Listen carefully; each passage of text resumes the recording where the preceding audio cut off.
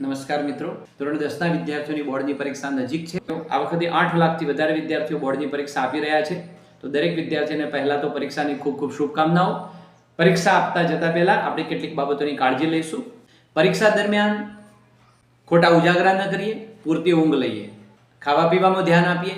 પરીક્ષાના આગલા દિવસે વર્ષ દરમિયાન જે પણ તૈયારી કરી છે એને એકવાર જોઈ લઈશું, જે પરીક્ષામાં આપણને મદદરૂપ થશે. બહુ ટાઈટ કપડાં પહેરવાનું ટાળો, ફોર્મલ કપડાં પહેરો જેથી પરીક્ષામાં કમ્ફર્ટેબલ ફીલ થઈ શકે.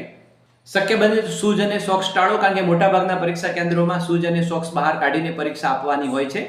પરીક્ષા કેન્દ્ર પર સમયસર પહોંચીએ, અડધો કલાક વહેલા પહોંચીએ જેથી આપણે આપણો બેઠક નંબર શોધવામાં તકલીફ ન પડે.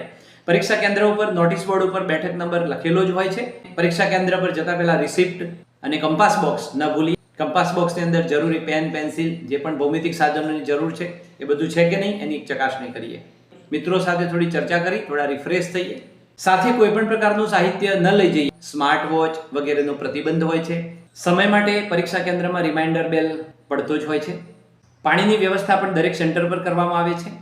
ખાસ એક બાબત ધ્યાન લેશો, એ બેઠક વ્યવસ્થા આપણી જ્યાં પણ ફાળવેલી છે એની નીચે કોઈ પણ પ્રકારની ચિઠ્ઠી હોય તો એ આપણે સુપરવાઇઝર મિત્રોનું ધ્યાન દોરી અને એમને જમા કરાવીશું. પેપરના અગાઉ કોઈ પણ પ્રકારની મૂંઝવણ હોય તો આપણા મિત્ર અથવા તો શિક્ષકશ્રીનો સંપર્ક કરી અને એ ડિફિકલ્ટી સોલ્વ કરવાનો પ્રયત્ન કરીશું. સરસ તૈયારી કરી છે બધાએ, ખૂબ સારું પરિણામ આવશે. દરેકને પરીક્ષાની ખૂબ ખૂબ શુભકામનાઓ. આભાર.